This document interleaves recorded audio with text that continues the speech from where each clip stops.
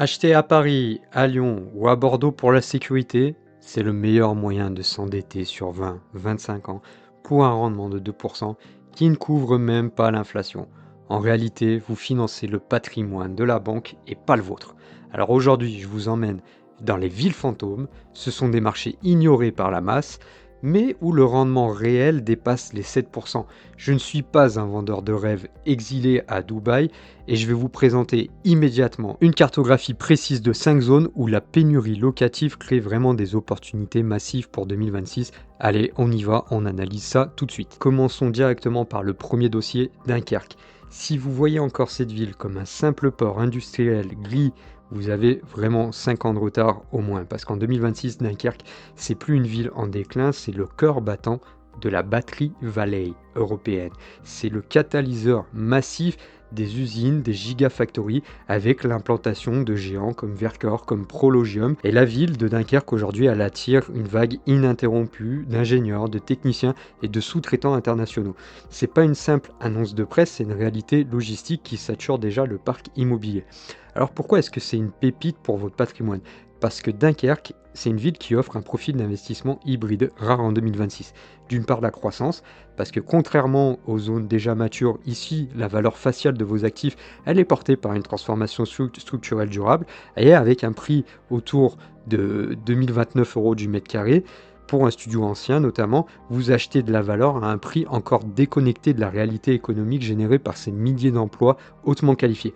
Donc un investissement total de 60 000 euros, travaux de rénovation énergétique inclus, permet alors de générer un cash flow positif immédiat d'environ 55 euros, tout en visant une plus-value latente sur le long terme. Alors cependant, ne tombez pas dans l'excès d'optimisme, parce que le risque, il est bien connu des villes françaises, c'est la mono-industrie. Votre rentabilité aujourd'hui, elle est indexée sur la santé du marché européen du véhicule électrique.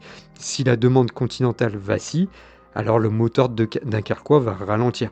De plus, une autre donnée importante que vous devez avoir en tête concernant Dunkerque, c'est que la taxe foncière elle est sous pression en raison des besoins massifs en infrastructures publiques. Et cette taxe foncière, elle va donc augmenter mécaniquement, puisqu'elle doit, et ça doit être intégré dans vos calculs de rentabilité.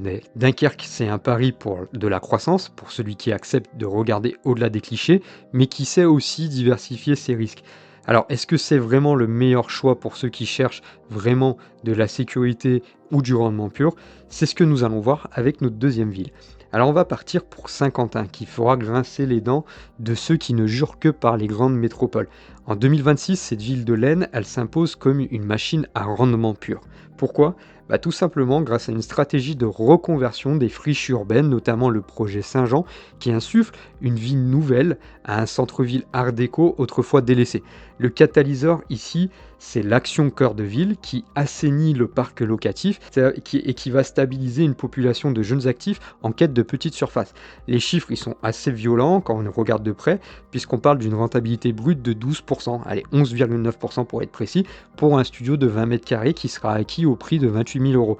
Vous allez donc obtenir un autofinancement total avec une mensualité de crédit de seulement 255 euros. Et contrairement au marché parisien où l'on investit pour espérer une valorisation hypothétique, ici on va investir pour le cash flow immédiat.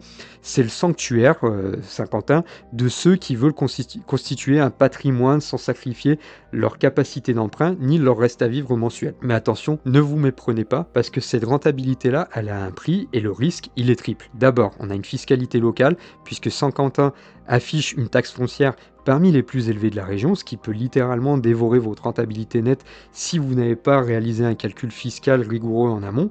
Ensuite, on a la fragilité du tissu économique, puisque la ville reste vulnérable aux fluctuations de l'emploi ouvrier.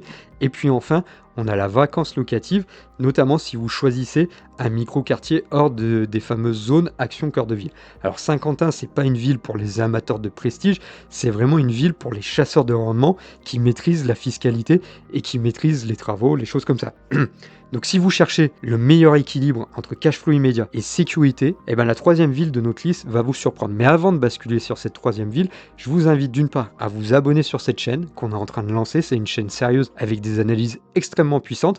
Et puis si vous voulez aller plus loin par rapport à cette vidéo, je vous invite à cliquer sur le lien en commentaire pour télécharger le rapport avec tous les chiffres détaillés. Donc troisième ville, c'est Villerupt. Alors oubliez tout ce que vous savez sur la géographie immobilière classique.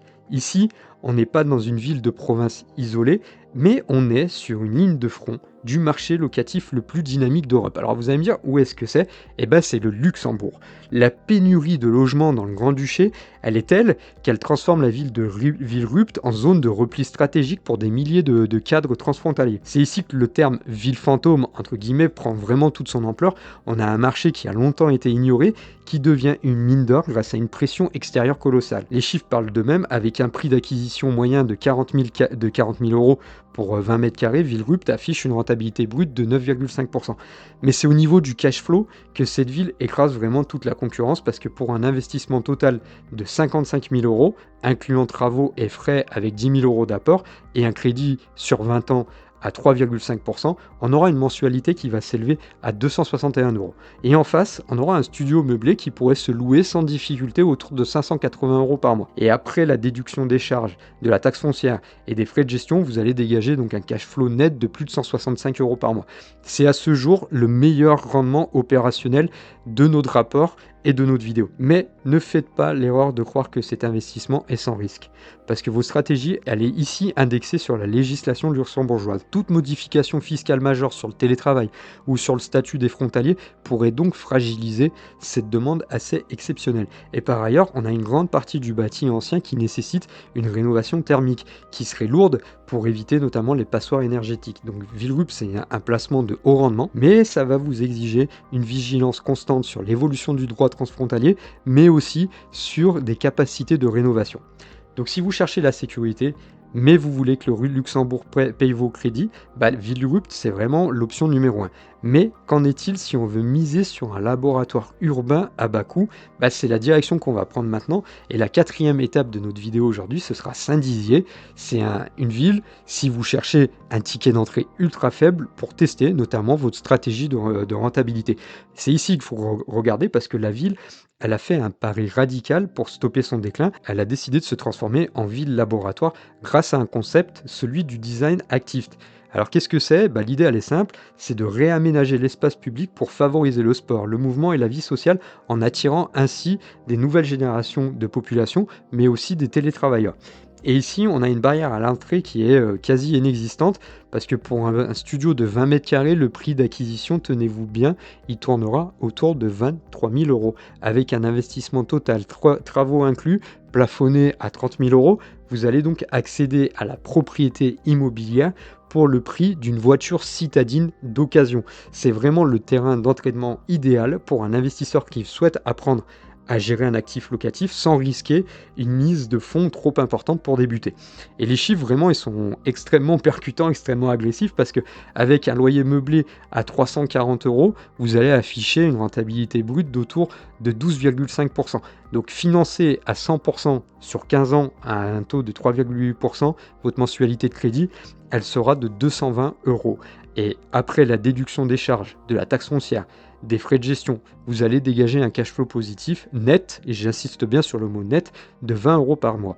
Alors certes, le surplus, il n'est pas massif, mais il vous permet déjà un autofinancement total dès le premier jour, avec une barrière à l'entrée minimale, et pour la gestion de l'endettement notamment, ça vous permet de gérer vos risques de manière assez propre.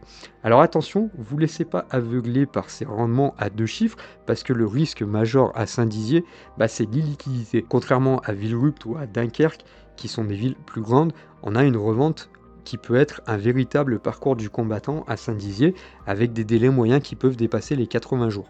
Donc c'est une ville pour l'exploitation locative pure, mais pas pour une stratégie de plus-value rapide.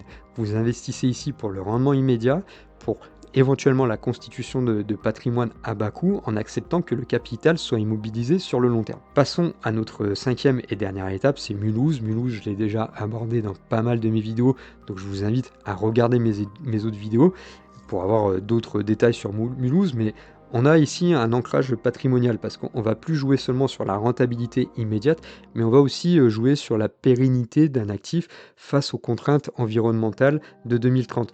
On a un catalyseur sur Mulhouse qui est le plan énergie 2030 de l'agglomération. C'est un plan qui va mobiliser des centaines de millions d'euros pour transformer le parc ancien, et donc Mulhouse devient petit à petit la ville la plus performante de France en matière de rénovation énergétique globale. Alors pour un investisseur, qu'est-ce que ça signifie? D'une chose, la sécurité. vous allez acquérir un bien qui est dans cette dynamique, vous allez éliminer le risque majeur du marché locatif actuel, celui de posséder une passoire thermique, une passoire qui serait à moyen terme invendable ou qui vous générerait peut-être un peu trop de coûts. Pour un studio de 20 mètres carrés qui serait acquis à 25 000 euros et optimisé avec une rénovation énergétique performante, soit un investissement total de 35 000 euros, les chiffres sont assez percutants, sont assez probants.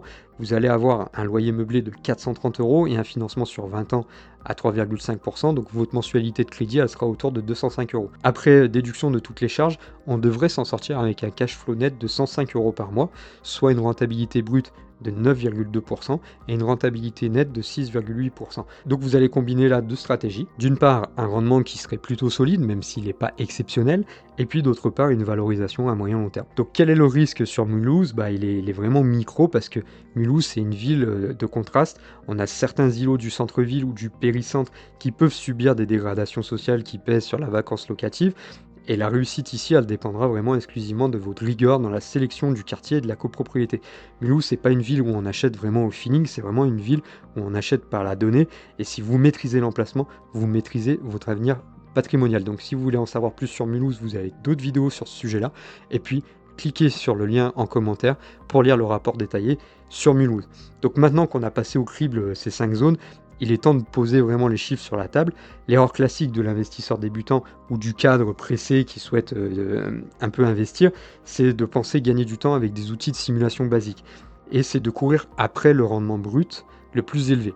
Regarder uniquement le rendement affiché, c'est comme si vous alliez conduire une voiture en regardant uniquement le contour sans jamais vérifier le niveau d'essence.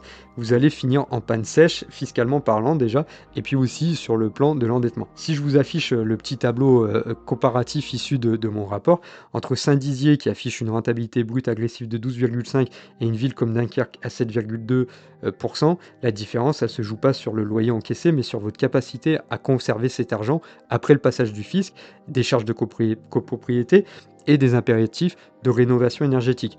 La vérité, c'est que l'autofinancement en 2026, c'est plus un hasard ou une aubaine de marché, c'est un exercice vraiment d'ingénierie financière.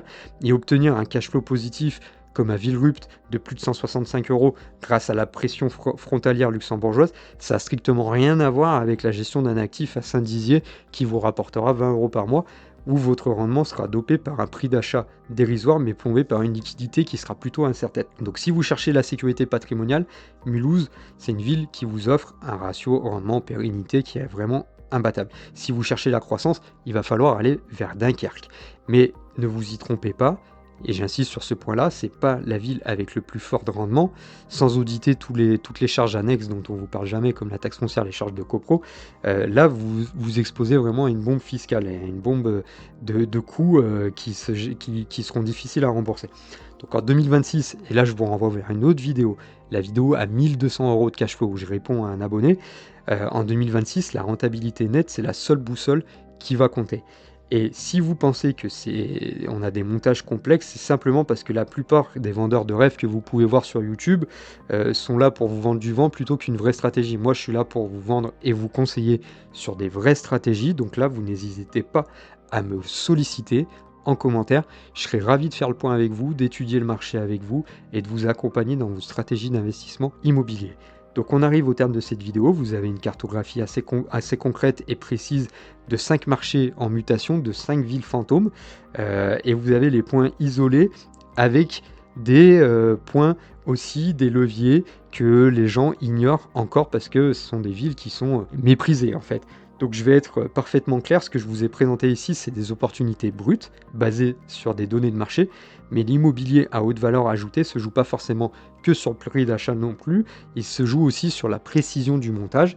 Donc il faut choisir la bonne ville, ça c'est 30% du chemin, et puis après les 70%, ils vont dépendre aussi de l'ingénierie financière que vous allez déployer, le choix du régime fiscal, notamment le LMNP ou la SCI à l'IS, le taux d'endettement qui doit être optimisé par rapport à vos revenus, par rapport au montant du bien. Donc tout ça, il faut être vigilant. Et donc n'hésitez pas à me solliciter, on peut travailler ensemble, je serai ravi de vous accompagner. En tous les cas, si vous êtes arrivé au bout de cette vidéo, n'oubliez pas de vous abonner, n'oubliez pas de cliquer sur le petit lien en commentaire où je vous offre le rapport détaillé sur ces 5 villes. Et puis partagez la vidéo idéalement. Je vous remercie d'être arrivé au bout et puis à très bientôt.